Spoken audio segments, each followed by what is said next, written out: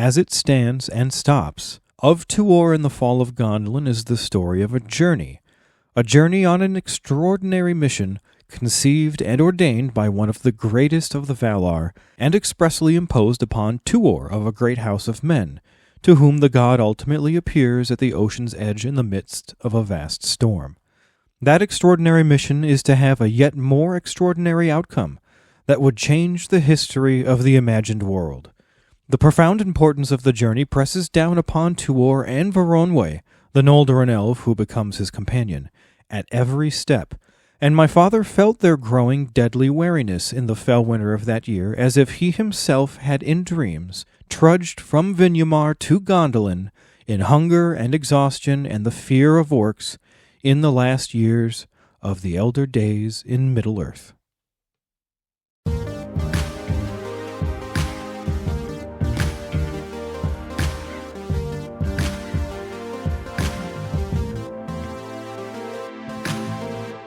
Hey, y'all, I'm Danny J. And I'm Joel N. I'm Trevor D. And together we are, of course, Keep on Tolkien. Right.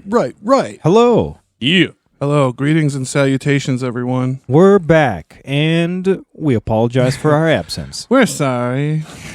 Yeah, this whole 100th episode celebration has gotten a little out of hand, as it were. And we wanted it to be as great as we can for you guys, so it just kind of got big and it got away from us, as it were. I think we've said this before, but this current series turned out to be a much, much larger endeavor than we originally planned. Yeah, what did we say? Was 6 episodes?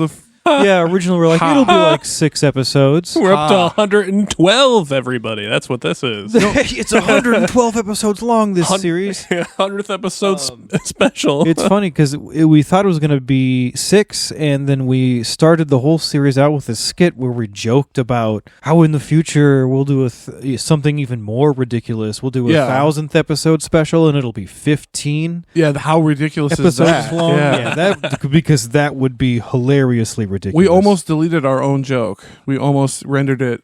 Yeah, and here we are. This series actually became 15 episodes long. So today is one of 5 episodes that we'll be covering the Fall of Gondolin. Hell yeah. This is so fucking exciting. I can't wait.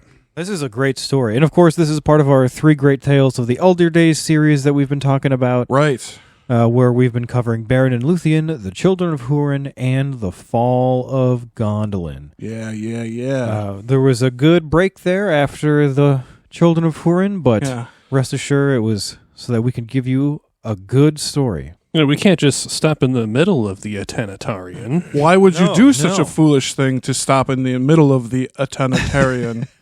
So, through the past 11 episodes, we've discussed the tale of Beren and Luthien and the tale of the Children of Húrin, and for the next 5, we'll be discussing the last of the 3 great tales, the tale of the Fall of Gondolin. So, hell yes. Strap in, buckle up, get ready, get your popcorn. I can't wait. So today, before we get into the actual story of the Fall of Gondolin, we first need to discuss 2 topics. We need to talk about some background on Tolkien's conception and creation of the story, and then we also got to give a little bit of the background on the history of Middle-earth so far, leading up to the events of the Fall of Gondolin. Sick. All right. And we also, real quick, I wanted to give out a quick shout-out to Samuel West and his father, Timothy West. May he rest in peace. Yeah, R.I.P. The 2 of them narrated the audiobooks for Beren and Luthien and for the Fall of Gondolin. And honestly, they might be 2 of my favorite audiobook narrators now for the Tolkien stuff. I mean, outside of Robert Inglis. I think Robert Inglis still has it for me, but... Yeah, I mean, while the Tolkien literary tradition is...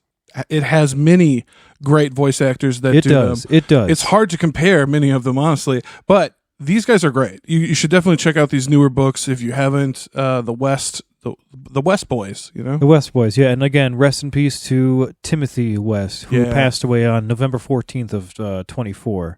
Yeah. So that was sad to hear, but they did. So the Beren and Luthien, the Fall of Gondolin, and I think they also did the Unfinished Tales. Oh, that's right. That one's new too. Yeah, I think they did do that one. Yep. Yeah, for years there was no Unfinished Tales audiobook. Weird. But now there is. So go check those out. Really good products. Yeah. Well, let's get into the creation of this wonderful story. Yeah, so the Fall of Gondolin was the very first tale that J.R.R. Tolkien ever wrote in his Middle-earth legendarium. Yeah. Crazy, right? We're going way, way back. Yeah, to way, the very way beginning. back. Going, That's kind of what this tale has been known for. Like, this was the beginning of the Middle-earth stuff. Mm-hmm. Yeah, and Tolkien has said that this story was, quote, written out of his head during sick leave from the army in 1917 after a, I'm sure, awful experience in the Battle of the Somme. Yeah, it was widely believed that Tolkien's experience in that battle was his inspiration for the story of the Fall of Gondolin. There were kind of some similarities. Yeah, the Battle of the Somme, also known as the Somme Offensive, it was a major battle of the First World War. It was fought by the armies of the British Empire and the French Third Republic against the German Empire. And it took place between July 1st and November 18th, 1916, on both sides of the upper reaches of the River Somme in France.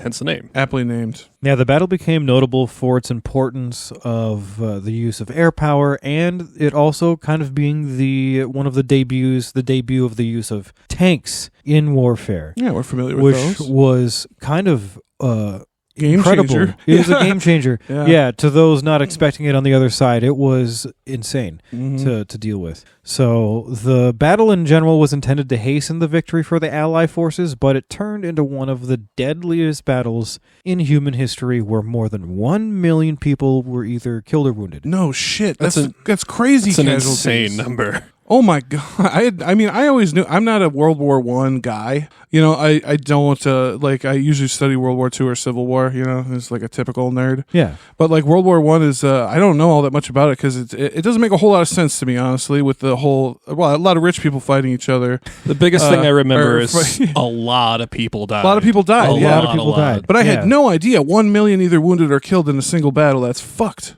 That's like several just cities anybody can think of just without people. Yeah, Yeah, and it's kind of the debut of modern warfare. It's crazy. Yeah, So must have been a total clusterfuck. I wouldn't want to be there for that. it had a profound impact on the First World War, and it also kind of demonstrated the futility of trench warfare, especially now with tanks that could just kind of making it obsolete, crawl over everything. Yeah, and so we can imagine that this experience would have a profound effect on just about anybody who experienced it. And so what is a writer to do about it but write? Right. As our man did. Yes. So the Fall of Gondolin, it's another of Tolkien's tales that grew and developed over the course of his life. So it started at the beginning, but it definitely changed like everything else. Absolutely. And similar to the Children of Húrin, the Fall of Gondolin has two renditions of the tale that can be considered canon. Yeah, one of these is what you would find in the Silmarillion. That's the Silmarillion chapter 23 of War and the Fall of Gondolin. It's about 8 pages long. You know, it's like 23 minutes if you listen to the audiobook. This version is condensed. It was written in about 1930, and it is part of Tolkien's larger source material from the Quenta Noldorinwa. Oh, yes, and you should all be very familiar with the Quenta Noldorinwa from...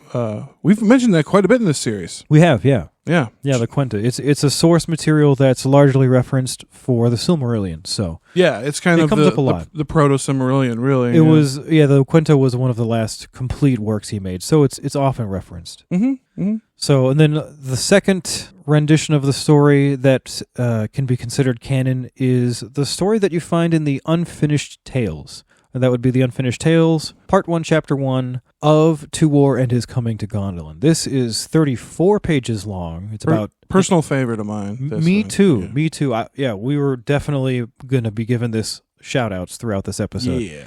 It's about 60 minutes, about an hour long if you listen to the audiobook. And this version is much more fleshed out, but it is unfortunately incomplete. It was written in about 1951. This was after The Lord of the Rings was finished, but not yet published. So you can imagine his writing style changed a little bit since he had written all, the other stuff we usually see from like the first stage. And it was a lone manuscript. It was not part of any other larger work at all. Right, yeah, this wasn't from like the Quenta or the Sketch of the Mythology or anything. It was its own lone manuscript. Yeah. But we'll be covering both of these today, and, with the next episode too. Right, yeah, so we'll be covering these canon stories with in 2 episodes. We'll be covering these canon stories today and tomorrow. I don't think we'll be getting to the Silmarillion version today. We're going to start with the fleshed out version, just because it's so cool. And then where it cuts off, we're going to be just picking up with the Silmarillion version. Which is that pretty condensed version. Which is, it's a bit more condensed. It moves more quickly. Oh, yes. Yeah, as you know, if you haven't read the Silmarillion, it's kind of like the sweeping narrative of the history, like thousands of years of history. So it's like, it's not like the Lord of the Rings where it's like super in-depth into certain events. It's more sweeping, right? Well, it's telling many stories, right? Correct, yeah. But, hey, let's talk about the significance these have within the legendarium. Yeah. Right? Let's. Like the ancient hidden city of Gondolin, it's a piece of history that's integral to The Hobbit. It comes up a lot. A lot. And, In the story of The Hobbit, Gondolin is a source of the 3 swords used by Gandalf, Thorin, and Bilbo Baggins that they find in the troll hordes. And I'm trying to think, like, it's been a while since I've read The Hobbit, but I'm trying to think of, like, other than, like, Hobbiton and Rivendell, might be one of the first actual cities ever mentioned in the legendary, or, in the Hobbit was the first book. So yeah, in the published legendarium. Yeah, so it might be one of the first cities you'll ever hear about when you're reading it from the beginning, right? Yeah, Gondolin is also referenced 3 times throughout the Lord of the Rings books. It's brought up during the Council of Elrond, when Elrond recounts the history of the First Age. The entire history of the First Age. The entire history of the First Age. It also comes up in the chapter A Journey in the Dark, when Gimli sings the Song of Durin, and then it also comes up in the chapter The Mirror of Galadriel, as Galadriel's explaining how old she is. Yeah, she uses it as like a timestamp for how old she is. Because Gondolin was a long time ago. And honestly, like, it coming up in these 3 different parts really just speaks to how important Gondolin was. It's a piece of history. Yeah. And kind of ancient history in some ways. It is really, the ancient history of the legendarium, and both of these ancient kingdoms, Nargothrond and Gondolin, or rather the fall, the end of them, right, are frequently used as a way to reference how old someone is, or like trying to think of a character that, like, oh, they spent time in, like Celebrimbor, right? Like Celebrimbor, he spent time in Nargothrond, right? That's how fucking old that dude is, right? Yeah. Well, we just mentioned Galadriel, like Galadriel does it as well. So. Yep. Yeah, both extremely notable kingdoms. And so we just wanted to throw out a quick excerpt from Christopher about this, actually, on this subject, from the preface of the Fall of Gondolin book, read by Danny. Gondolin and Nargothrond were each made once, and not remade. They remained powerful sources and images, the more powerful, perhaps, because never remade, and never remade, perhaps, because so powerful. Yeah. I love how that flows. It is a good use of words. He was the son of a philologist. Yeah.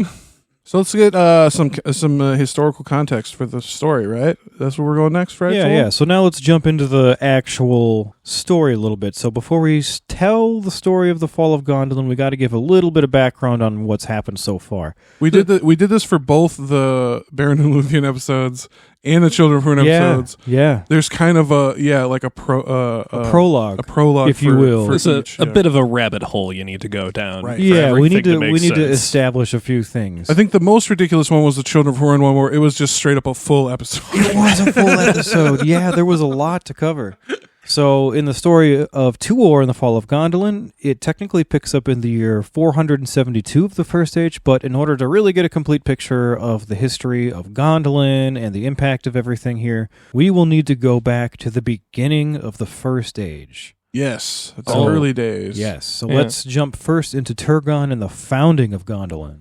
So Turgon, he's the younger son of Fingolfin, the High King of the Noldor Elves. We all know Fingolfin, right? We like him. Mm-hmm. After the Noldor returned to Middle-earth at the beginning of the First Age, Turgon settled in the region of Nevrest.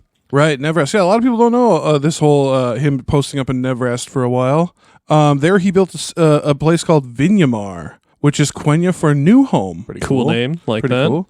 And he gathered to him 1/3 of the Noldor, a whole ass third of the Noldor that came across of the Fingolfin's homies, the ones that crossed across the ice. Remember, right? The hard journey, guys. Yes, and a large number of Sindar as well. A lot of people forget that in this early part of the First Age, the Sindar that were living in these areas that were settled by the Noldor, they kind of assimilated into these groups a little bit. Now, in the year 50 of the First Age, so still relatively early in the First Age as far as an elf is concerned, Yeah. Turgon, he leaves Neverest for a little while, and he takes a little trip south with his cousin Finrod for basically a little vacation through Beleriand, a nice little trip. And while they're resting along the River Sirion at the Mirrors of Twilight, the Vala Ulmo comes to them and lays them into basically a deep sleep and gives them some disturbing dreams of future events. Love that. And in these dreams, the cousins were instructed by Ulmo to prepare a secret kingdom in preparation for the troubled times ahead. And, neither of them told each other about their dreams, but they both began searching for the hidden places to build these strongholds, just in case Morgoth broke free from the ongoing siege at Angband. Ongoing, so pretty early on here still. Yeah, that's something we won't even really have much time to get into, but the siege of Angband is something that's actively happening right now. The 400-year siege of Angband, where Morgoth is just kind of at bay for a while. Yeah, hiding from the sun, right? Yeah. Hiding from the new sun. Yeah. Almost planting his seeds early. Oh, yeah. But so soon, Finrod, he finds his place where he's going to build his realm, and that becomes the kingdom of Nargothrond, which is a pretty cool kingdom. Yeah, we talked about that a lot. We heard about its demise in the last... Yeah, and I was going to say, in the last story we talked about, you hear a lot about Nargothrond. That was in the Children of Húrin series. Yep, our buddy Turin basically ruined that place for good. So 3 years later, under the divine guidance of Ulmo, Turgon, he finally found the hidden vale where he would build his stronghold, in the hidden valley of Tumladen, which is Sindarin for Wide Valley.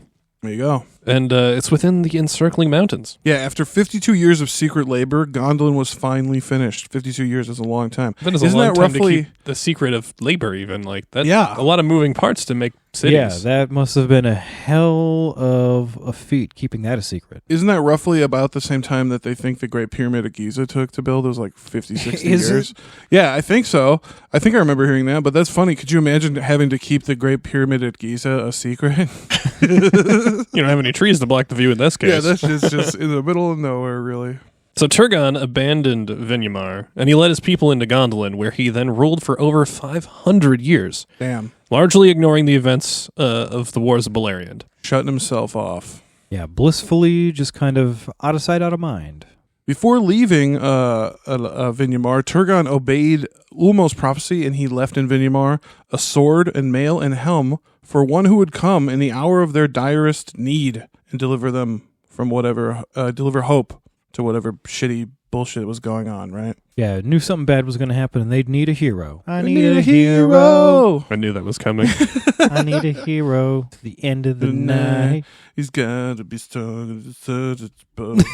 Neither of us know the words. Catchy song, though. Love it. Yeah. Yeah, big ups to whoever wrote that one.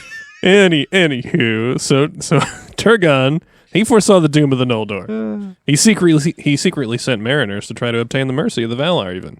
Yeah, they're going down the River Sirion to the sea and just sailing out west, trying to get to Valinor. But unfortunately, none of these missions were ever successful, and more so, none of the mariners ever returned.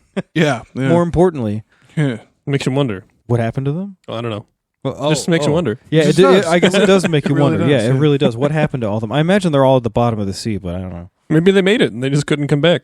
They're like, welcome. Can't tell anyone you made it, but All right, guys. So now we're going to talk about some homies that we talked about in our last episode.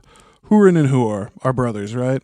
We kind of cut, what we're about to talk about now was actually kind of cut from that episode because it tells you about it there. But it really has more to do with the Fall of Gondolin, we thought. So we kind of lifted it, bada bing, put it here in this episode. So here we go, guys. yeah, so let's talk about the brothers Húrin and Húor and their time that they spent in Gondolin for a little bit here. So following the Dagor Bragollach, the brothers escaped the hordes of Morgoth with the aid of Ulmo's magical mists. And then they unfortunately became lost in an empty region known as Dimbar. And in that region, they were rescued by the Eagles of Manwë, who reside nearby in the encircling mountains. So they spotted them and came down and swooped them up. Whoop.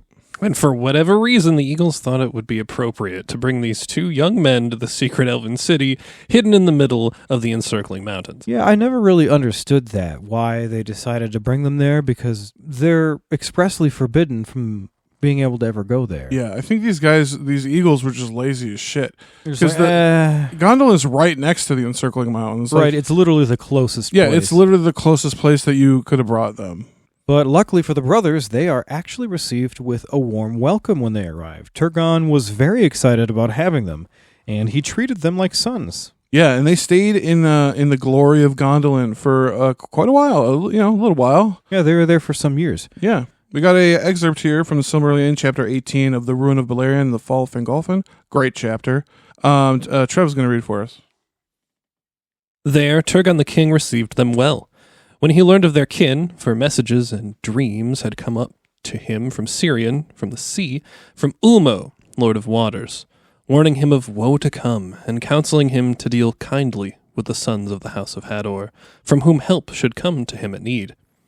Hurin and Huor dwelt as guests in the king's house for well nigh a year, and it is said that in this time Hurin learned much lore of the elves, and understood something of the counsels and purposes of the king. For Turgon took great liking for the sons of Galdor, and spoke much with them, and he wished indeed to keep them in Gondolin out of love, and not only for his law that no stranger, be he elf or man, who found their way to the secret kingdom and looked upon the city should ever depart again, until the king should open the leaguer, and the hidden people should come forth. That's right, you're stuck there. Once you get there, you're stuck. Not a bad place to be stuck, though. That's the thing. That's why I don't think very many people complain, If any, right? Yeah, if any. Now, even though the brothers' time in Gondolin was blissful, they decided that they wanted to return to their own people and aid in their people's current ongoing struggle with Morgoth. There's a war going on. Well, the brothers didn't want to break Turgon's laws, though. However, they thought he might be able to make an exception for them because they had no idea where they were due to being brought here by the Eagles. We do have a bit about this from the Silmarillion, chapter 18 of The Ruin of Beleriand and the Fall of Fingolfin, read by Joel. And Hurin said to Turgon, Lord, we are but mortal men, and unlike the Eldar. They may endure for long years awaiting battle with their enemies in some far distant day, but for us the time is short, and our hope and strength soon wither. Moreover, we did not find the road to Gondolin, and indeed, we do not know surely where this city stands. For we were brought in fear and wonder by the highways of the air, and in mercy our eyes were veiled. Then Turgon granted his prayer, and he said, By the way you came you have leave to depart, if Thorondor is willing. I grieve at this parting, yet in a little while, as the Eldar account it, we may meet again. Yeah, I wonder if it's like a weird phenomenon for the Eldar who like hang out with mortals to like have a short amount of time pass, for you. Mm-hmm. But then you see them again, you're like, damn, you look terrible. What the fuck happened? Yeah. Oh, that was 50 years ago. You look awful now. Just blissfully unaware of the Yeah. passage of time. Do you think lembas bread goes bad? I don't know. Right? Or maybe it has... They do say, I think they do say in the trilogy at one point that it starts to get a little stale-ish. Oh, dang. Like when they're in Mordor, I think. You think So elves they're- could make forever food? The limbus bread, when it's wrapped, it's actually sealed. So Yeah, it's when even it's in the like leaf, it's it's fine. even like waterproof and stuff as long as it's still sealed. So it keeps for a long time. I don't remember how long they said, but it does keep a good long time. I Yeah, was yeah. thinking, I wonder if to elves the passing of mortals is like the molding of bread, It's just this thing that Oh, yeah. happens. Within a few days, just, it's moldy. Throw Guess it we out. got to find some new mortals to be friends with. So during this scene where the brothers are basically asking King Turgon for leave to go, also present here is the king's asshole nephew, Maeglin. You're right. You guys don't remember. You remember Maeglin. that asshole? Yeah, for more episode on Maeglin, we actually did a whole episode on just him. That would be episode 78, Assholes Through the Ages trilogy, First Age. I love that Maeglin. series. It is a fun series. Yeah, check that out for the full story on this asshole. But just so you're aware, he was here during this exchange, and Maeglin makes a snide comment about how the king's favor is greater than they know, choosing to let them go. And this pisses off Hurin, who responds by saying that he will swear an oath to Turgon that he would never reveal the location of Gondolin to anyone, or that they were ever there. And they do swear an oath. And we've got a quick excerpt here about this from the Silmarillion of the Ruin of Beleriand and the Fall of Gondolin, read by Danny. Then Hurin answered him, "The king's grace is great indeed, but if our word is not enough, then we will swear oaths to you." And the brothers swore never to reveal the counsels of Turgon, and to keep secret all that they had seen in his realm. Then they took their leave, and the eagles coming bore them away by night, and set them down in Dorloman before the dawn. Nice. Get the fuck out of there. It's kind of cool that they got an eagle Uber out. Yeah, basically. What I think is really funny here is that he says, Turgon says, if Thorondor is willing. What if he wasn't? He's like, eh. What if Thorondor's like, nah, we already did you a favor by bringing you there, like, you know. You used your last free ride. Like we say, like nerds say over and over again, the Eagles are not a Middle-earth taxi service, right? They have wills of their own, you know. They are sentient beings. Yeah. It's like, what are you going to do for me? I'll fly you out of here, but what do I get? Yeah, what do I get? So now when the brothers show up back home in Dorloman again, everyone is stunned. Yeah, they were totally gone. They thought they were lost, and here the brothers come back and they're arrayed as princes of the Eldar. Yeah, you'd think if they did come back, they would be fucked up, like, Yeah, you think that in the wild for a year. Yeah, the they'd be all orcs got 'em. ragged and you know, gross. And But- gross, yeah, that was what I was going to say too. But gross. they've clearly been somewhere really cool for the last year, but they keep their word and they don't say a goddamn thing. God, that would be infuriating. Could you imagine if your friend came with just like some really cool piece of gear or some shit like, dude, where did you get that? I can't tell you. Not going to tell you. Can't say a word about it. Not even to their dad, Galdor. They don't tell anybody. Nobody. We've got another excerpt here from that same chapter of the Silmarillion of the Ruin of Beleriand and the Fall of Fingolfin, read by Trevor. But Galdor said, "Did you then dwell a year in the wild? Or did the eagles house you in their eyries? But you found food and find raiment, and return as young princes, not as waifs of the wood." And Hurin answered, "Be content that we have returned, for only under an oath of silence was this permitted." Then Galdor questioned them no more, but he and many others guessed at the truth. And in time the strange fortune of Hurin and Huor reached the ears of the servants of Morgoth.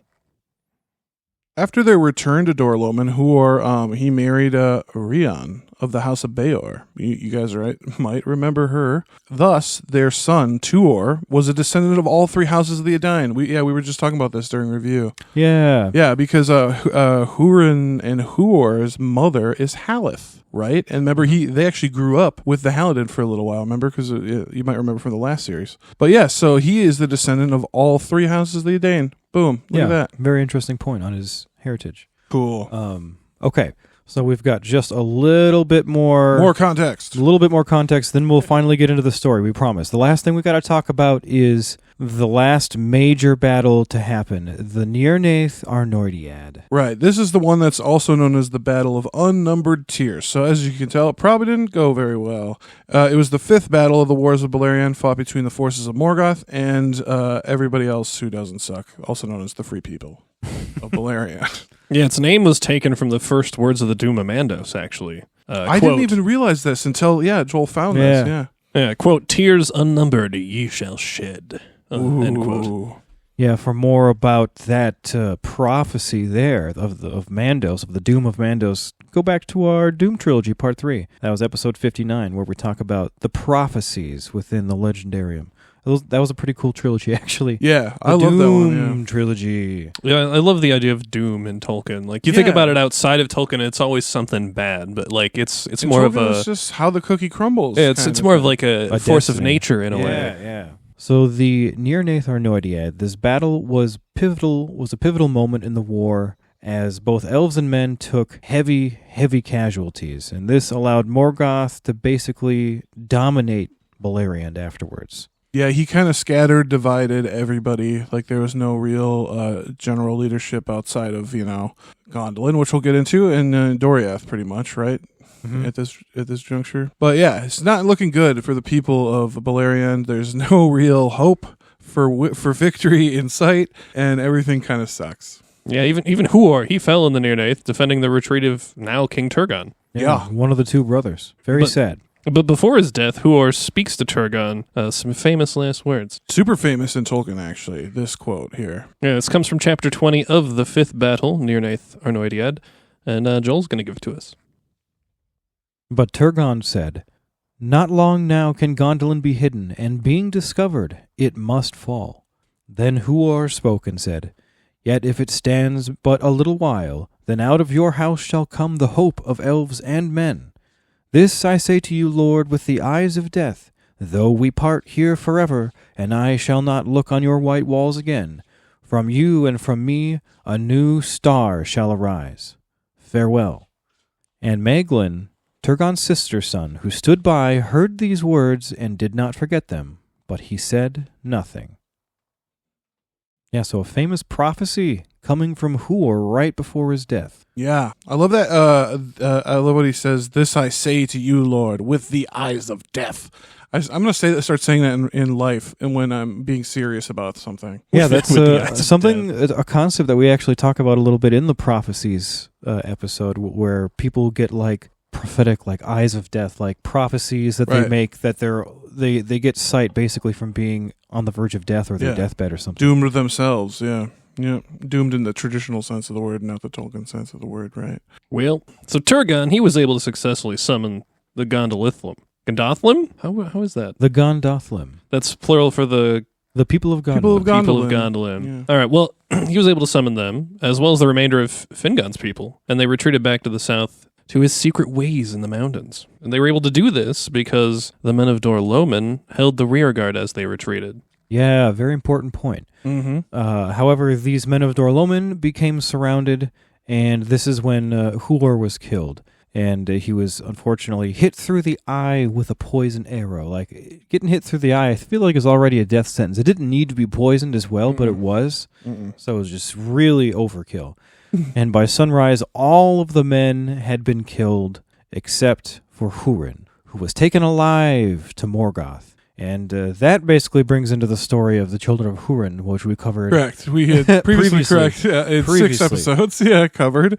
Yeah. So the aftermath of all of this, almost all of Beleriand is now under Morgoth's rule. That's really the important thing. That's really the important aftermath of this battle, yeah. Yeah, orcs are pretty much just roaming wherever they want, and the losses are staggering for all the good guys. But the folks of Hithlum, man, they really get fucked. Mm-hmm. Yeah, all of the men. All the men of Hador. All of them are killed. All of them. Not a single one ever returns to Dor-Lomin, and it's left defenseless and leaderless. Yeah, none of them even, none of the people, like the wives and children back in Dor-Lomin even know what happened because no one comes to tell them. Yeah, they figured it didn't go well, I think, after a while. After a while, as soon as the occupying force came Easterlings show up. Yeah, so Morgoth sends those Easterlings, basically, I think it was the House of Ulfang, to go occupy Dor-Lomin after all the men are gone. I just thought of something.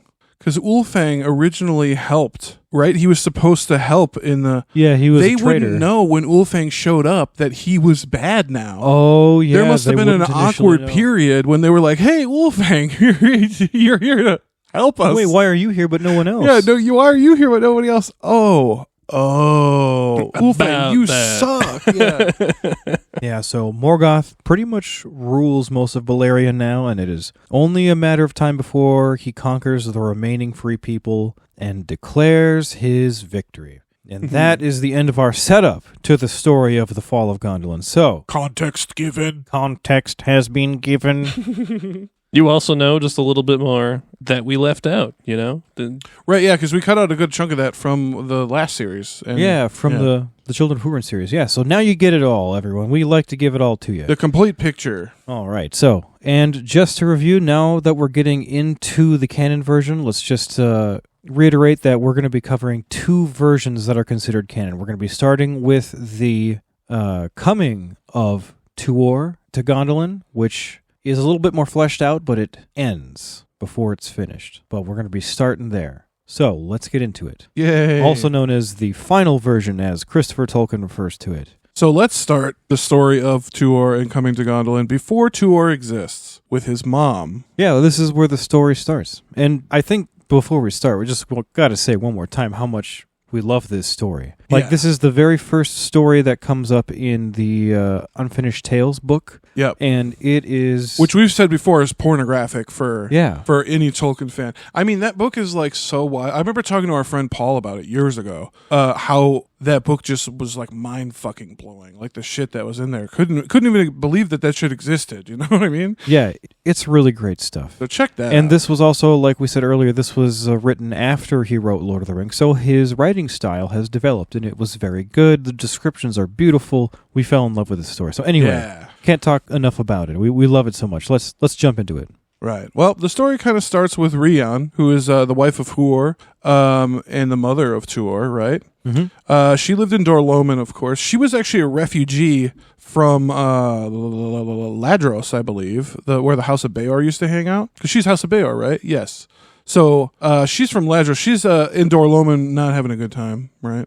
Yeah, no. So this is during the war, and she just heard news of the Near-Nathar Nordiad, and she left and wandered in the wild alone. Seems to be a trend that people do in Tolkien. Yeah, just kind of wander off. Yeah, I mean, she must have just been absolutely distraught. Yeah. And she was found by some gray elves out in the wild that lived in the mountains west of Lake Mithrim. And they took her back to their dwelling, and there she gave birth to her son, Tuor, in the year 472 of the First Age. So she's now a refugee and a new mother, and her husband is dead. Dead.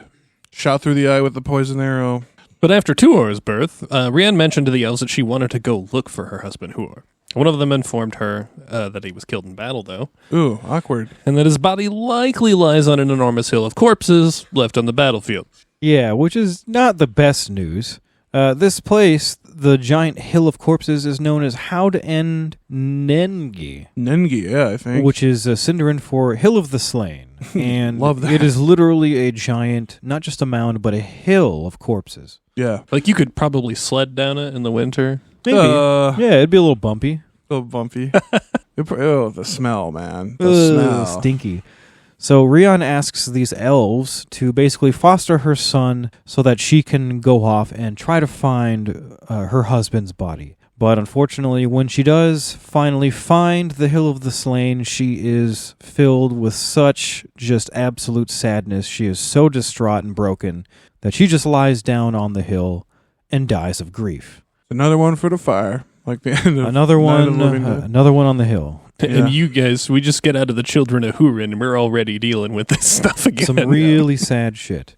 Yep. So, now that she's gone, the elves end up caring for the infant Tuor, and Tuor grows up among the elves and becomes very knowledgeable and skillful, unlike a lot of other men, I guess, because he's living with the elves. Yeah, it's a real privilege to be raised by immortals. They do have they have a lot of knowledge to share. Right, yeah. He grows to be very fair of face, golden-haired, strong, tall, valiant, like the princes of the J.R.R. However, life in Hithlum only became worse as the years went on, and Hithlum was currently occupied by evil Easterling men. Mm-hmm. These were the Easterling men that Morgoth had recruited to his service during the Near-Nathar Nordiad, like we just talked about. Yeah, we talked about that earlier. Yeah, they turncoated, remember? The Ulfang guys. Mm-hmm. Mm-hmm. Yeah, like we mentioned earlier, after the battle, Morgoth drove these evil men into Hithlum and denied them the green lands of Beleriand that he had originally promised them. And so now these Easterling men hated Morgoth, but they still serve him out of fear, and they cruelly oppress the House of Hador in Hithlum. Yeah, Morgoth, he altered the deal. He Pray I do not alter it any further. Pray I do not alter it any further. Yeah, so now the Easterlings, they're occupying the land of Hithlum. They're wedding the women of the House of Hador by force. They're taking their lands and they're enslaving their children. The whole 9 yards. It is not cool. a good place to be. Not cool at all. And now orcs are also just roaming the lands freely whenever they wanted. Mm-hmm. And they'd capture any elves they found and would send them to Angband to be slaves. Gotta love that. Very grim times. So the group of elves, they moved to the hidden caves of Androth in the mountains. And when Tuor was 16, he became fiery, and he wanted to go out and fight the orcs and the Easterlings, to avenge his people. But their leader, Nael, forbade this.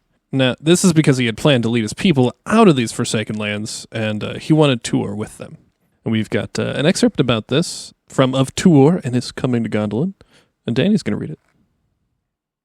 Far hence, I deem, your doom lies, Tuor, son of Huor, he said, and this land shall not be freed from the shadow of Morgoth until Thangorodrim itself be overthrown. Therefore we are resolved at last to forsake it, and to depart into the south, and with us you shall go. But how shall we escape the net of our enemies, said Tuor, for the marching of many together will surely be marked. We shall not march through the land openly, said Anael, and if our fortune is good, we shall come to the secret way which we call Anan and Gelith, the gate of the Noldor, for it was made by the skill of that people long ago in the days of Turgon. Nice. So they're planning on sneaking out of there. Separately, even. The secret way. So when Tuor heard the name Turgon, his heart was suddenly stirred, and he did not understand why. He questioned Anael more about this person, and Anael tells Tuor that Turgon is the son of the famous Fingolfin, the king of the Noldor. And Anael briefly explained how Turgon escaped the slaughter of the Nirnaeth by the help of Tuor's own father, Huor, and his uncle Hurin. Oh yeah, that's right. They totally have that connection. I forgot. Mm-hmm. Then Tuor decided that he will seek Turgon, thinking that Turgon would likely lend him aid for the sake of Turgon's friendship with his father. Oh yeah, yes. He'd do anything to repay that, I'm sure. Yeah, but Anael informed Tuor that Turgon's stronghold is hidden, and that most do not know the way.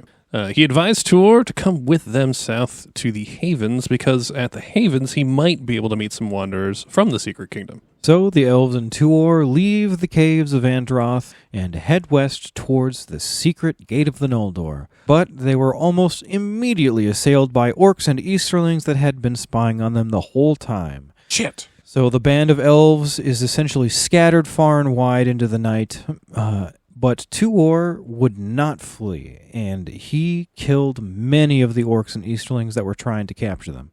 But he was eventually captured and enslaved, specifically by Lorgon, the leader of the Easterlings. Tuor was treated cruelly and had a hard life, as a slave does, right? Generally known. Speaking.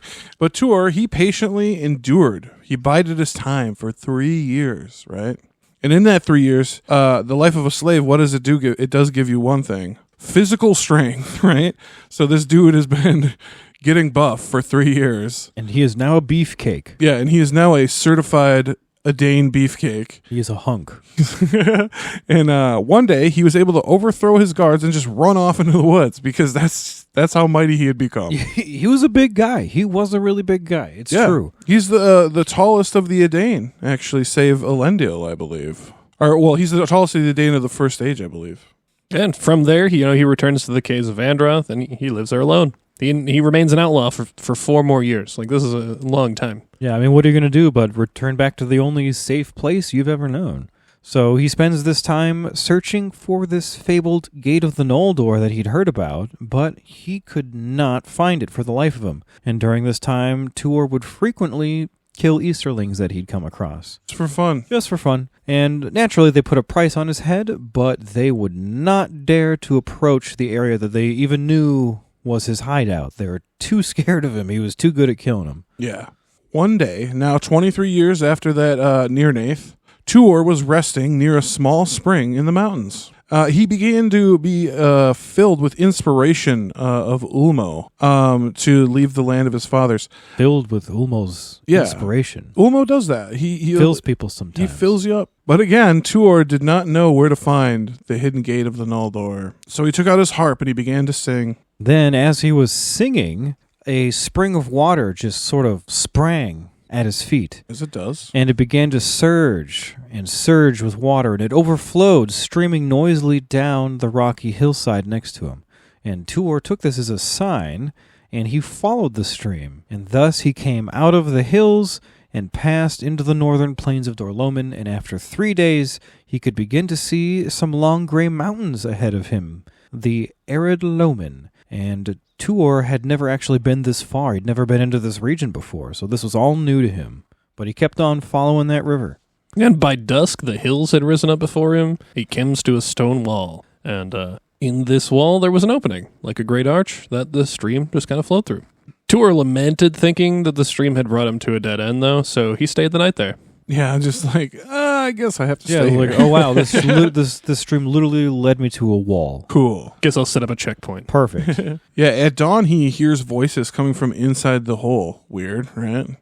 He sees two elves, and they walk out of the opening straight up through the shallow, and they like wade through the shallow water. And like, hey, what's up?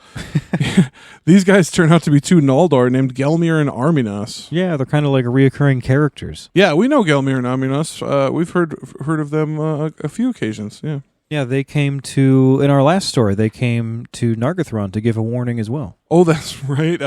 They have words with Turin. That's right. Mm-hmm. Yeah. I know that. I love. I think it's I can't remember if it's Gelmir or Arminas. He says, "You're not like." He's like, "You're not like your dad. He was pretty nice. You're kind of a dick." Yeah. He says to Turin. Yeah. Well, he says, if you are. Oh yeah. Who we say you are, then you're certainly not like your dad. Yeah. And then he gets upset. Yeah. I really like it when stories do this thing, though, where they bring like characters who aren't even main characters, but they're kind of a part of every story. Yeah. Like, I know this obviously came first, but like when the Marvel stuff was on Netflix, they did that too, and I thought that like really brought the world together. Yeah. It really. It extends your universe, really, right? Yeah, they're really cool characters. And Tuor notices that they're both fairer and more fell than any of the other elves that he's met so far. Because basically he's only ever met Sindar. He's never met a Noldor. Yeah, he's never met an elf juiced on the light of the trees. That's right. Juice. These are juicer elves. That's what he doesn't know. They're juiced. So we got an excerpt here from Of Tuor and His Coming to Gondolin from the Unfinished Tales, Chapter 1. And this is read by Trevor.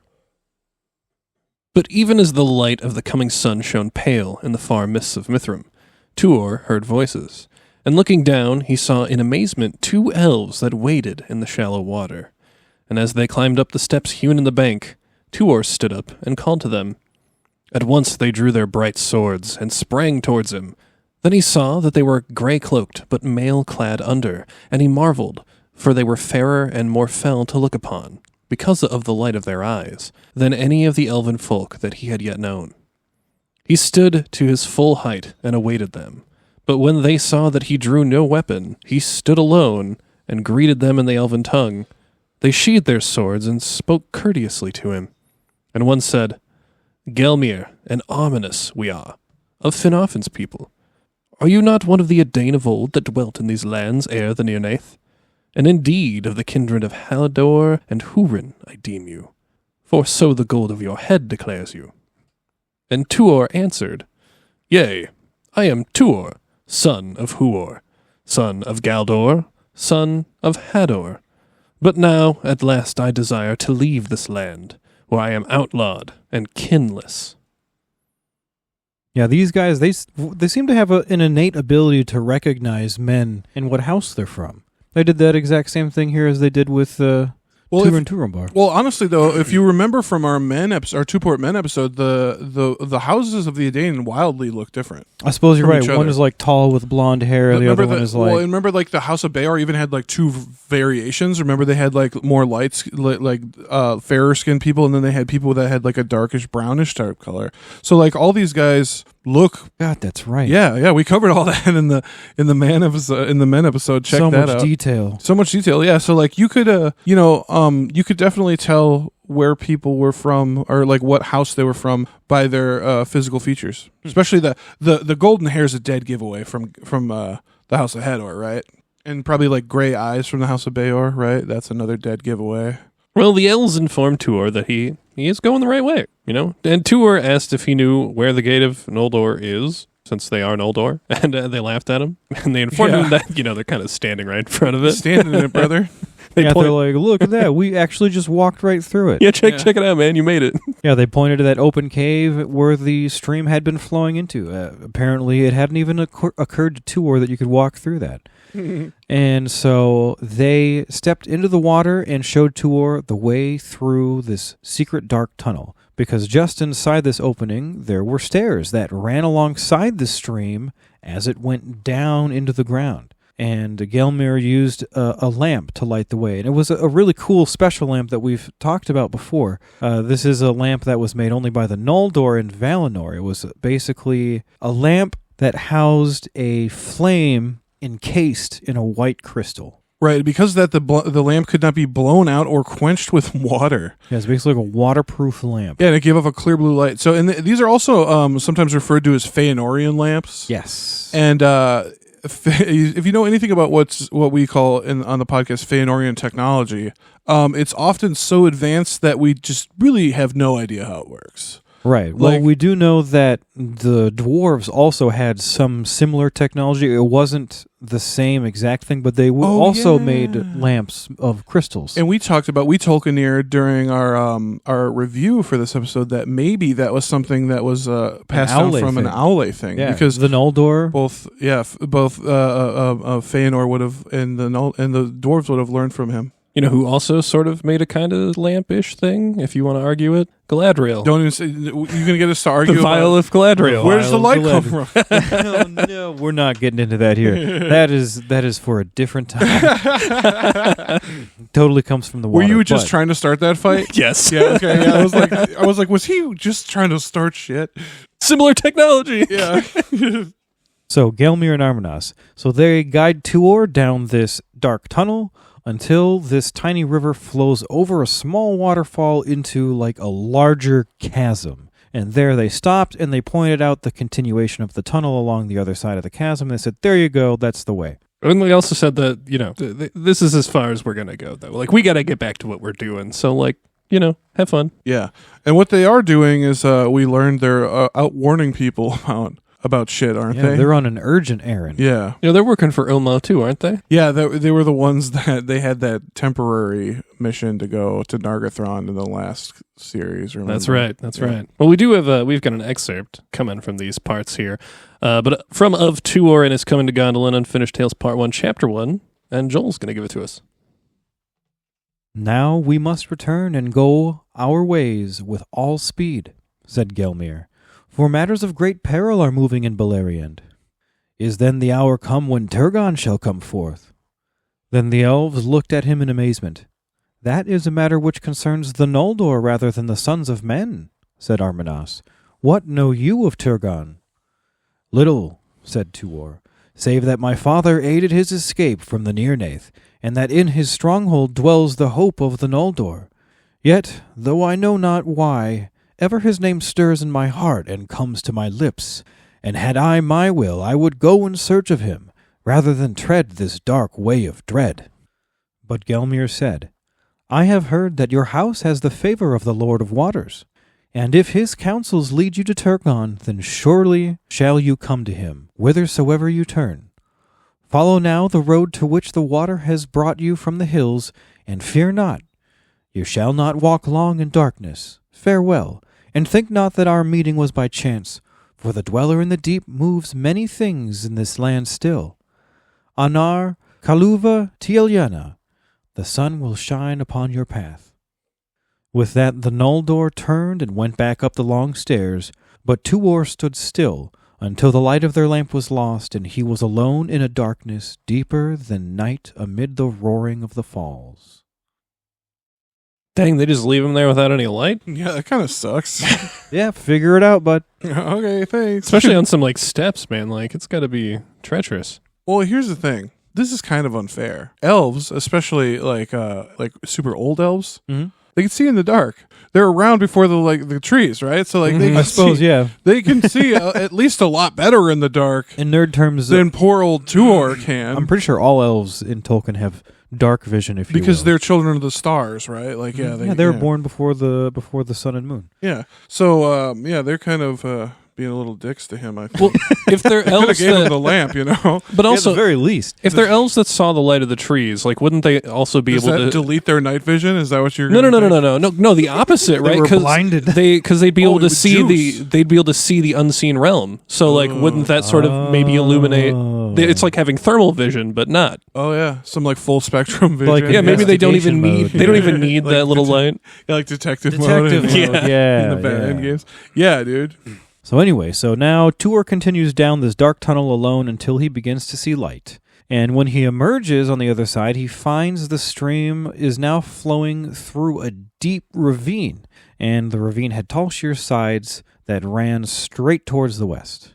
It was also now evening, and the sun was setting before him, and that lit the walls of the ravine with a warm yellow light, and it made the water below like glitter. It was supposed to be absolutely beautiful. Sounds like this guy's really getting to see the sights. Mm-hmm. Hell yeah. And in areas of rapids or small waterfalls, there were even rainbows that could be seen in the morning light and in the evening light. Pretty much any time the sun was at the horizon, there were rainbows, and like the walls were glowing, and it was supposed to be gorgeous. This place is called the Cirith Niniac, also known as the Rainbow Cleft.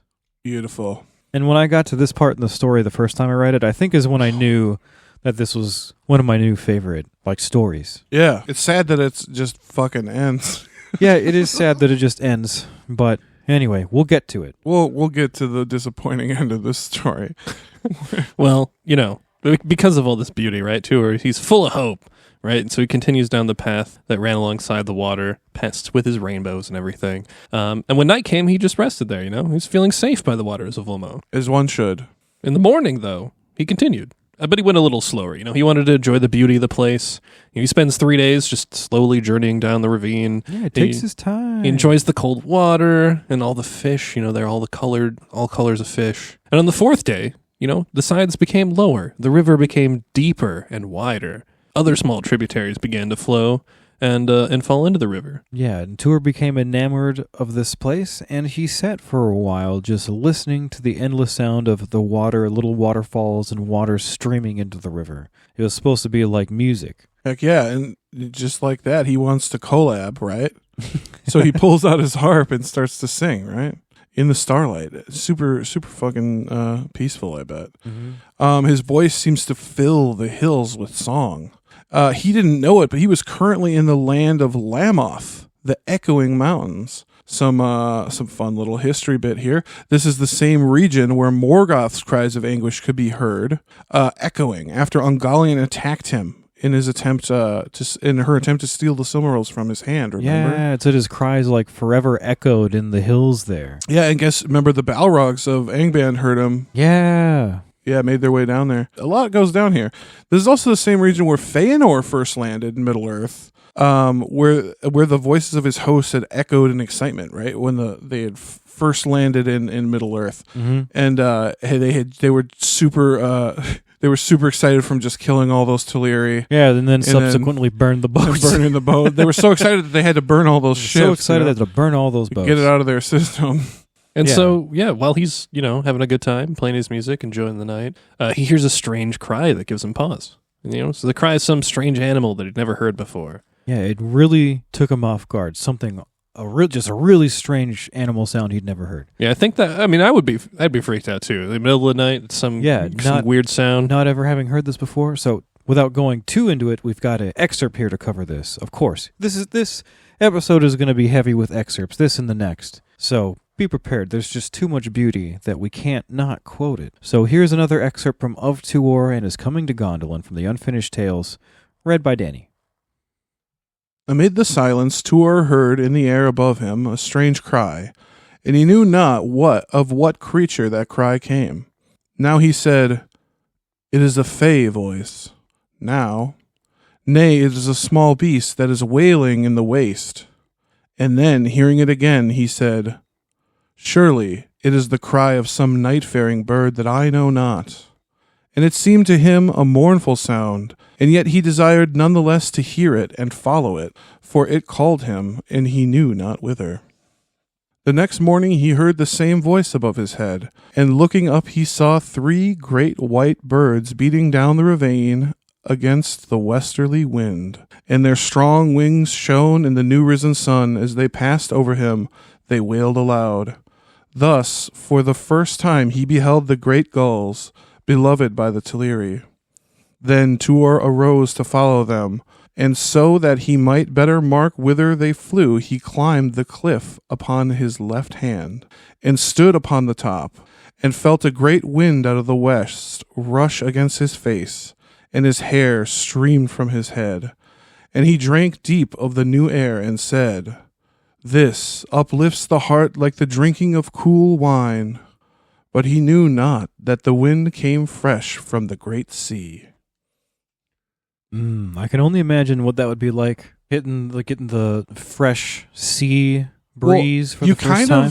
You kind of do get that when you go to Lake Superior. Like when you're coming down 35, the air gets a little bit like wetter and like a little fresher, little almost cooler and fresher. Yeah, like you can feel the air. I just last weekend was just up by the lake on the South Shore this time, which I'd never been to. Oh yeah, and I felt that like when we were coming down the coast. South Shore is low lying, so we're coming down the hills, and you could feel that breeze, cool air, that cool breeze. Air. Oh yeah. We love Lake Superior. Oh yeah, Lake Superior is like our sea, you guys. Yeah, we love it. Well, can you imagine like being on this journey? This is the first time that he's coming even close to a sea. So like, well, he's the first man to ever see the sea. Yeah. Even better. Like, well, spoilers. He hasn't gotten there yet. He's not there yet. He's about to. He's about to. He's sniffing like, it. How crazy! He's sniffing it. He smells it. To be the first person to like have that smell, but even just having it as a first experience, like not even knowing that what's going to happen. Exactly. Like, yeah, I love just that he's like this is like fresh wine. I don't know what it is, but I'm loving it. You know, it's invigorating.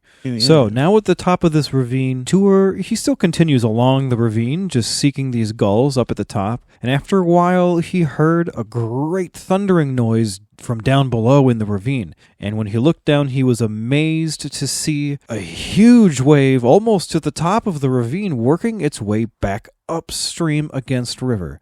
And he was horrified by the roaring violence of the water, and he did not understand what was happening. Where did this wave come from? What is this? And he didn't know it, but it was because he was very near the Great Sea during the rising of the tide. So, that would be a scary thing to see for the first time. The rising of the tide for the first time. Like, if you'd never seen that before, you'd be like, what the hell is going on here? This is crazy. Why is this water flowing backwards? It's funny to talk about Lake Superior again, but like I was like, when the first time I was up there, I was like, I wonder if this thing has like tides, because it's a pretty big body of water, right? Like you think. Yeah. It does. There's a high tide, a big ass high tide thing on Lake Superior. Yeah. It's not quite the same as going to the sea, but there are tides. Oh yeah. Yes. Yeah. It was way bigger than I thought it would be. Yeah, it's not the ocean where it's like it could be like a mile, you know. It's not like that. Right. But you know. So now Tuor is thankful that these new birds have seemingly saved his life from this violent oncoming water. He didn't know it, but following them up out of the ravine saved his life. So what luck! What luck! He is thankful to these birds.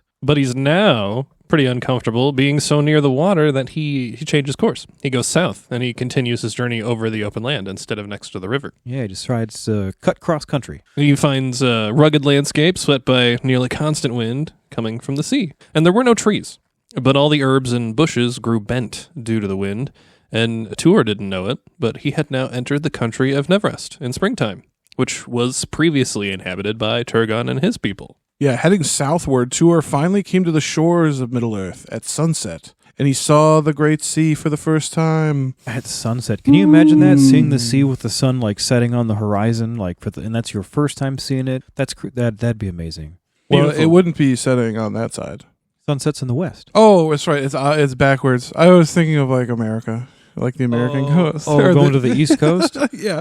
Nope, it's backwards. Yeah, it sets. Yeah, never mind. So not only was it Tuor's first time to the sea, but it was actually the first time any mortal man had reached the sea ever. He was the first of mortals to see the sea. It's actually kind of crazy considering... And what a sea did he see? I mean, how long have men been awake? For quite some time. Some time. Like, yeah, they've been around for a few generations now, yeah. It's impressive that they wouldn't have seen the sea. Well, yeah, because remember, they come from Hildorian, which is like way the fuck out east. Out east. Mm-hmm. So yeah, as their journey kind of unfolds, they make their way further west, and to the sea is where is kind of the end of like at the first stage. That's where the Edain kind of end their story, right? Mm-hmm. And in the second age, we get to Numenor, which is not part of this tale, but that's further west. Even they just got to keep working their way west. Yeah. So Tuor stands there on the shore with outspread arms, and he becomes filled with what we know as the sea longing. Sea longing. And being drawn to the sea, he stayed in Nevrest through spring and summer of that year. But this year, due to the fell winter that was coming, all the migratory birds began to fly south early. And that's because this was about to be the infamous fell winter of the first age, the fell winter of 495/496. This would be an especially long and bitter winter with ice and snow from November to March. And for more information on this and other notable fell winters of Middle-earth, see episode 76, Fell Winters. We covered that. I feel like we've had winters that long here. That's a pretty normal winter. We actually talk about that in the Fell Winters episode. I bet. Like that's a long. Were you not on the you were not Fell Winters? No, I was. Yeah, I was. Okay, yeah. I couldn't. Yeah, it's that definitely was like early in your career. Not uncommon for us to get snow in November or March. Oh no, yeah. I mean, my birthday's April, like mid-April, April 18th, right? And I often I'm like, please don't be snow on my birthday. And about half the time there's snow on my birthday. Well, of these birds that were now migrating south, there was a group of white swans. And as they flew by, they swooped down towards Tuor and landed in some water nearby, and they began making a lot of noise. And, Tuor loves swans, so they were also a symbol of Anael and Grey Elves and that foster Tuor. So, Yeah, it turns out Tuor actually has some history with swans. Tuor actually grew up near, was it Mithrin? Mithrin, yeah. And there were a lot of swans on that lake, and he fell in love with swans. That's cool. I didn't know that. So Tuor, he stands up and he calls out to the swans, but they cried back at him and they beat their wings at him as if they were angry with him. And then the swans took off again and began flying away south. And this Tuor took as a sign that he had been wasting too much time here. He had been tarrying too long at this beautiful shoreline. And so he began to follow the swans south. And we have another excerpt here from Of Tuor and Is Coming to Gondolin from the Unfinished Tales, read by Trevor. Now Tuor journeyed south along the coast for full 7 days, and each morning he was aroused by the rush of wings above him in the dawn, and each day the swans flew on as he followed after. And as he went, the great cliffs became lower, and their tops were clothed deep with flowering turf. But before him, drawing ever nearer, he saw a line of great hills that barred his way, marching westward until they ended in a tall mountain. A dark and cloud-helmed tower reared upon mighty shoulders above a great green cape thrust out into the sea. The mountain was Mount Taras, westernmost of all the towers of that land. Beneath its long slopes, in bygone days Turgon had dwelt in the halls of Vinyamar, eldest of all the works of stone that the Noldor built in the lands of their exile. There it still stood, desolate but enduring, high upon great terraces that looked towards the sea.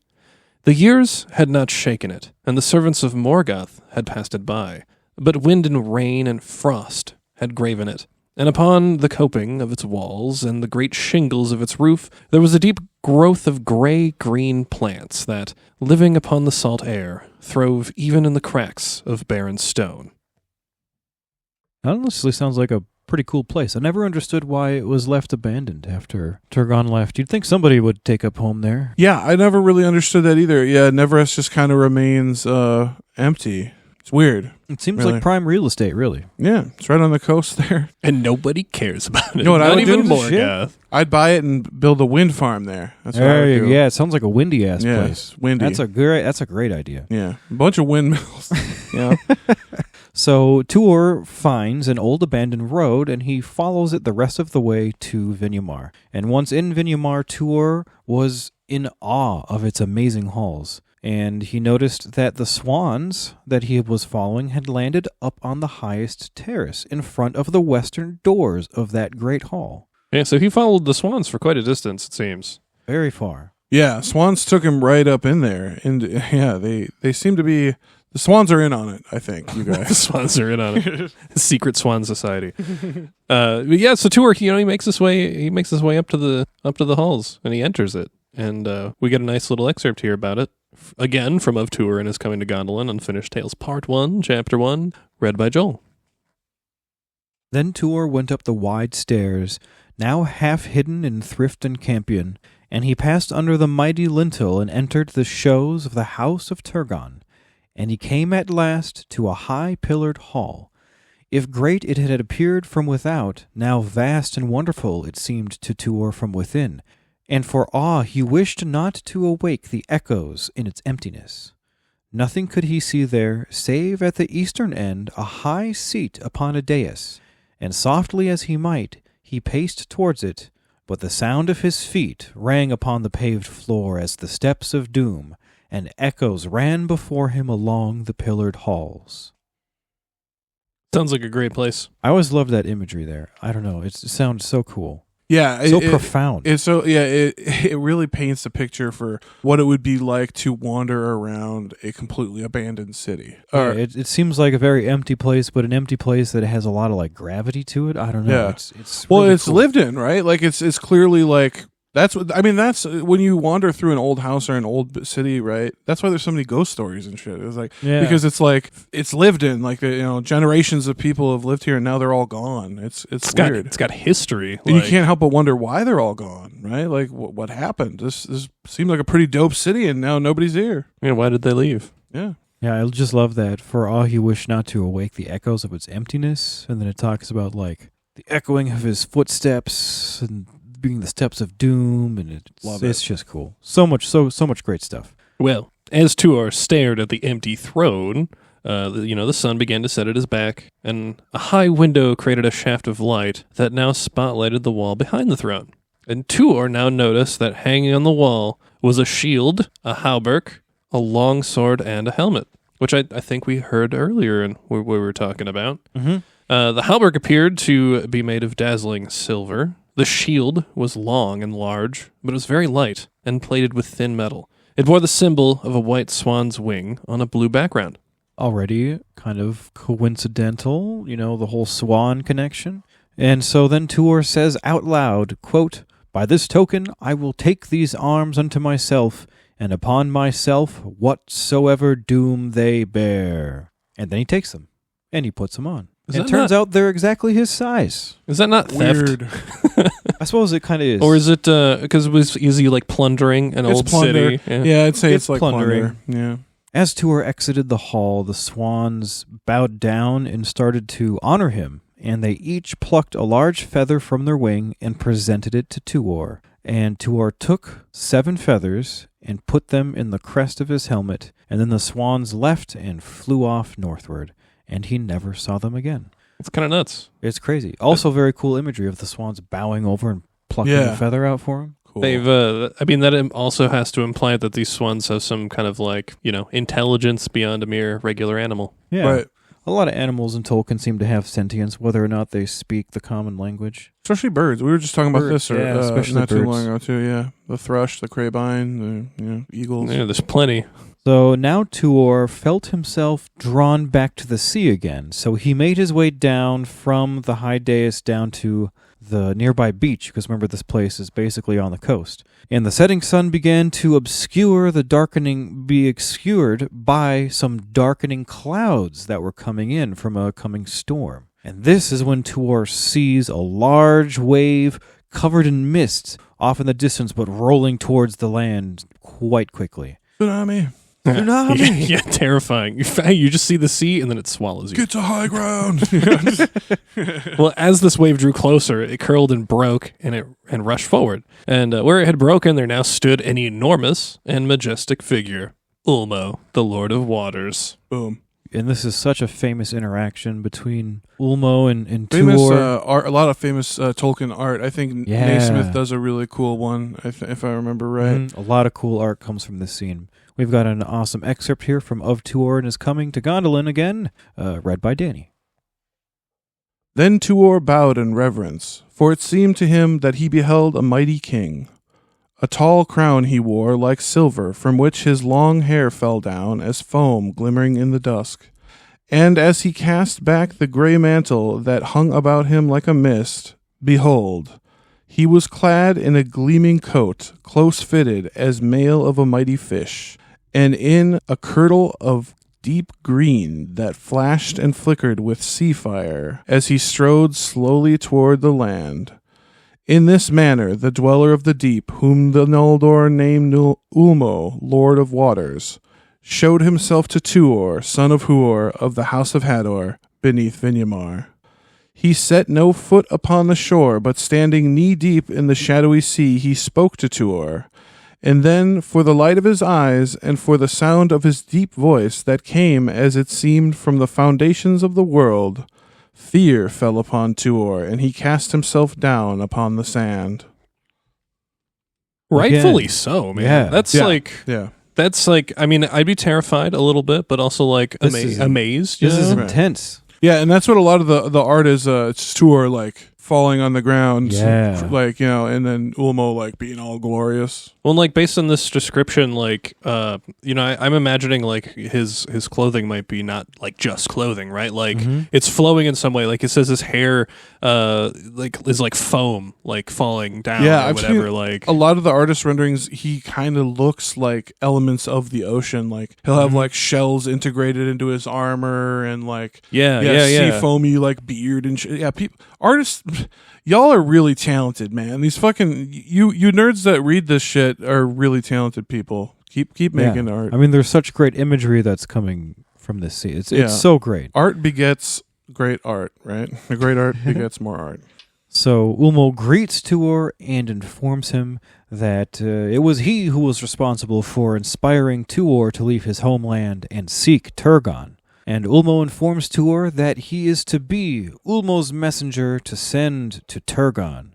Ulmo says that he will set words in Tuor's mouth once Tuor finally reaches Turgon. So, you know, he's not going to give him the message ahead of time, but he's basically like, don't worry about it. When you get there, it'll come out. See, that to me would lead me to believe that Ulmo doesn't know what he's going to say. You know, he's Clearly, like, you haven't quite planned this out yet. Cross that bridge when we get to it. Yeah, we'll cross that bridge when we get there. First, let's see if you get there. I haven't quite decided what I'm going to say to this asshole yet. Isn't that such a thing that a god would do, though? Right? Like, I'm Yeah. actually just gonna talk through you when you like. I can't Yeah. trust you that much with my message if I do know what it is. I'm just going to So, use you like a phone. just gonna dial your Tuor. I'm going to dial in real quick when you're there.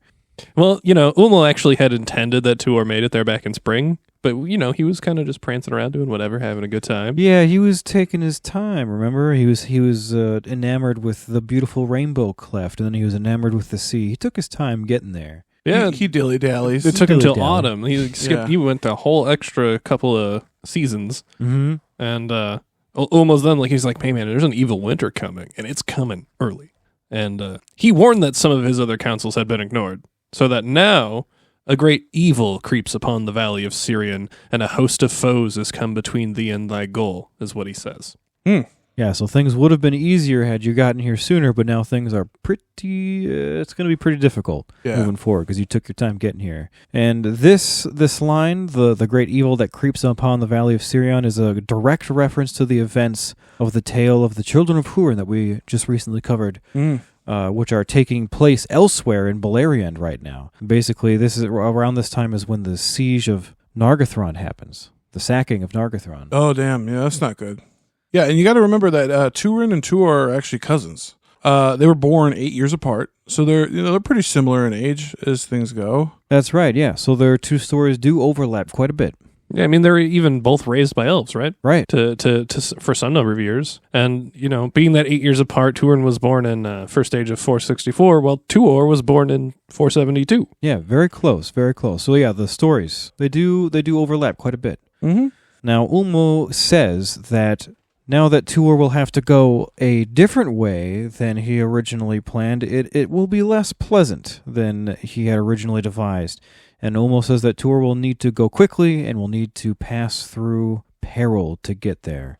And to help with this trip, Ulmo gives Tuor a special cloak that allows him to, quote, walk in Ulmo's shadow.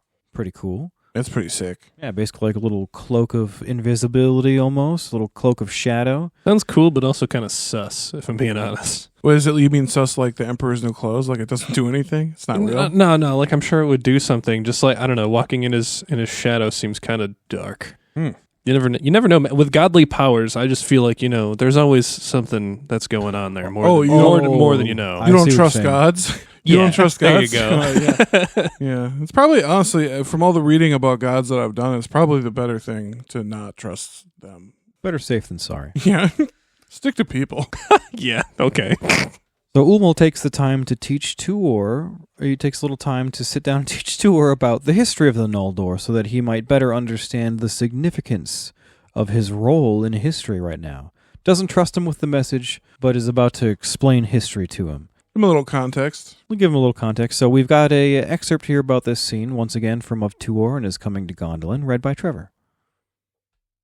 First, I will teach thee, and some things thou shalt hear which no man else hath heard, nay, not even the mighty among the Eldar. And Ulmo spoke to Tuor of Valinor and its darkening, and the exile of the Noldor, and the doom of Mandos, and the hiding of the Blessed Realm. But behold, said he, in the armor of fate there is ever a rift, and in the walls of doom a breach, until the full making, which ye call the end. So it shall be while I endure, a secret voice that gainsayeth, and a light where darkness was decreed. Therefore, though in the days of this darkness I seem to oppose the will of my brethren, the lords of the West, that is my part among them, to which I was appointed ere the making of the world. Yet doom is strong, and the shadow of the enemy lengthens. And now the curse of Mandos hastens to its fulfillment, and all the worlds of the Noldor shall perish, and every hope which they built shall crumble. The last hope alone is left, the hope that they have not looked for, and have not prepared. And that hope lieth in thee, for so I have chosen. What a thing to lay on somebody. Yeah, that is no small task. It's all on you. The last hope of pretty much anything ever good happening again is it's resting right on your shoulders, buddy. It's all on you. And it's because of me. You came all this way, aren't you so happy? Yeah.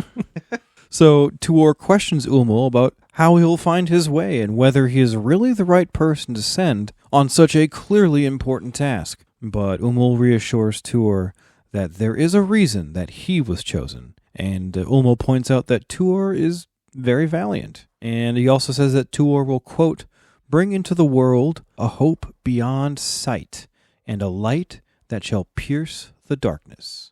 And this is a reference, of course, to Tuor's future son, Eärendil, a.k.a. the Star of High Hope. Yeah, you know that cat. And Ulmo says that he will provide Tuor with a guide to show him the way. How nice. He says that this guide will be the last mariner of the last ship that shall seek into the west until the rising of the star.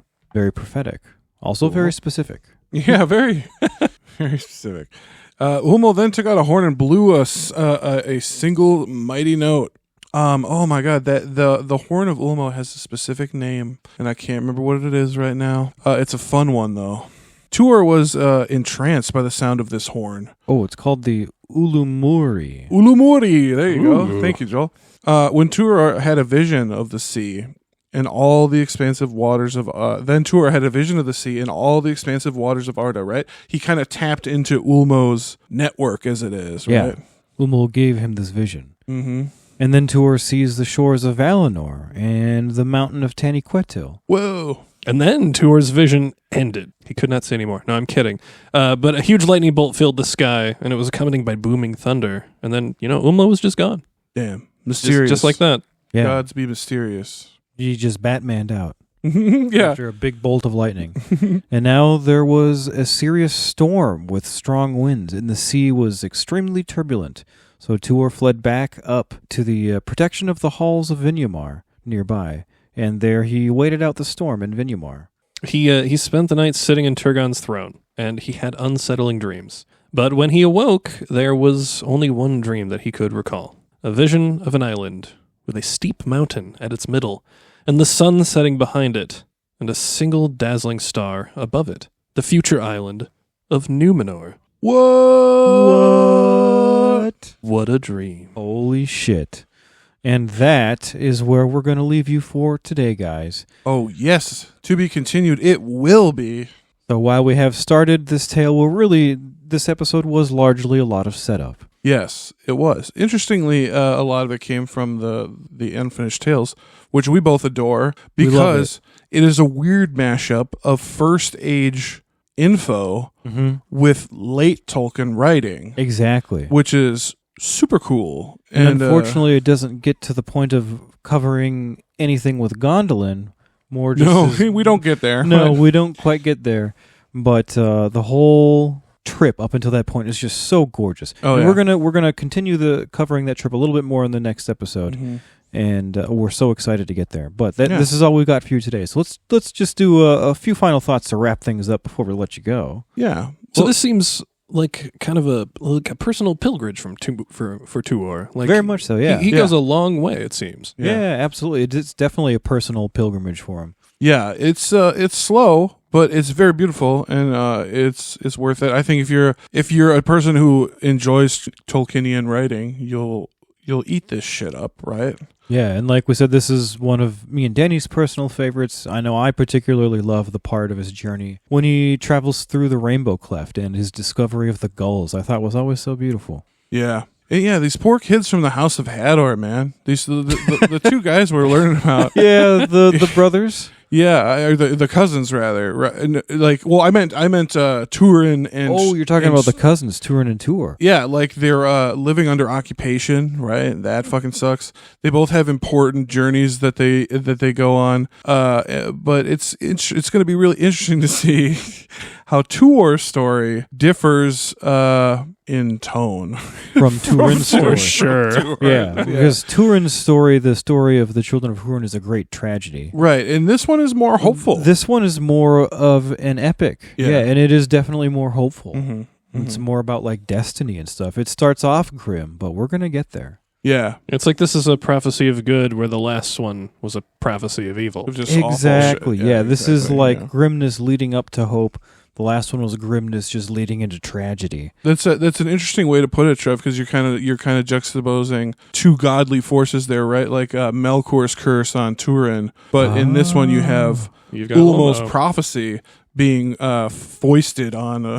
Yeah, well, more than prophecy. Tuor, right? Ulmo's like exerting his power all throughout this. Yeah. with the And inspiration. they're kind of in him. happening at the same time. Yeah, Like really That is an interesting fucking take, Trev. Yeah. Way to go. That is an interesting juxtaposition. Interesting that they're happening at the same time. I never really thought about that. That's Yeah. really crazy. Hell yeah. Weird. All right. Well, that's all we got for you guys today. We will continue this canon version of the story of the Fall of Gondolin next week in the Fall of Gondolin Part 2, episode 113. My Gotcha. God.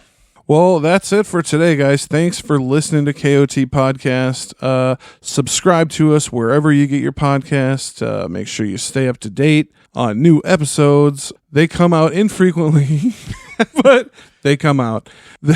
Please rate or give us a nice review on whatever site you use. That'd be super cool. It helps. It helps a ton. And also check out our website, our new website that Trevor has engineered, keepontolkien.com. This is a hub for all things KOT. Pretty much everything you've ever heard us mention to come click on /join/whatever/see. It's all there. Check it out. keepontolkien.com. Simple as fuck. Check it out. Big thank you to our patrons on Patreon. You can subscribe on Patreon to help support us. That's patreon.com/KOT podcast. Subscribing can also unlock some exclusive content, so check that out. You can also just find this at our regular website as well, keepontolkien.com. And if subscriptions are not your speed, we also do private one-time donations. You can contact us on any social media you like. We have PayPal and other services. We appreciate anything you're willing to give. Thank you for supporting us. Lastly, you should definitely make sure that you follow us on social media. Definitely, at least in our Discord, we'll have a link in the description. That's where most of the Tolkieneers and us hang out and post memes. And Yeah, we can't stress enough, honestly, how important it is to, if you want to fully be part of the KOT community, check out the Discord, because we have people posting there every freaking day. We talk about all kinds of stuff, everything that's just not even KOT stuff. We're like homies with these people now, man. Come join the Discord, you know? Yeah, I mean, heck, one of our favorite listeners, Mark, sent us a care package. Yeah, we just shout out. Yet again, another shout out to Australia's biggest fan, Mark. He just sent us an Aussie care package with all kinds of cool Aussie stuff in it. And thank you so much. That shit rules. We loved it. Thank you. Yeah, just so you know, Mark, we got the koalas all over this place. Yeah, they're all over. They're on the mic stands. They're on the interface. Yeah, everyone's got one on their mic stand. There's one on the light stand. They're everywhere. Yeah, they're great. Thank you so much. But if you, everyone else, want to keep up with us, we're definitely, I have to say it, keep on up with Keep On Tolkien. Keep on and up with the keeping up. Just Tolkien. keeping it. It was harder to say than I expected it to be. But okay, so we're on TikTok at keep_on_Tolkien_podcast. We're still on X at KOT Podcast. We don't really post there, but we exist. We've got Facebook at Official Keep On Tolkien. We're on Instagram at Keep On Tolkien Podcast. And, don't forget, if you want to help support us in another way, we do have a merch store. We got some cool t-shirts and what have you in there. As is tradition, I'm going to say this whole URL. Here we go. keep-on-tolkien-podcast.tml.com. Nice. Or you can go to our website. Yeah, or you can go to our website. There's a link Which there. is And what? everything else, all these socials I just mentioned. Which is what, the website, guys? KeepOnTolkien.com. Yeah. Hey. All right, guys. Well, I think that's pretty much it for Fall of Gondolin Part 1. We are so fucking excited to be back. It's early summer here in the Midwest, and we're really excited to be recording all of this summer. So, fuck yeah, guys. Look forward to it. Look forward to it. I'm Danny J. And I'm Joel N. I'm Trevor D. And together we are... Keep on Tolkien. Aure and Tuluba.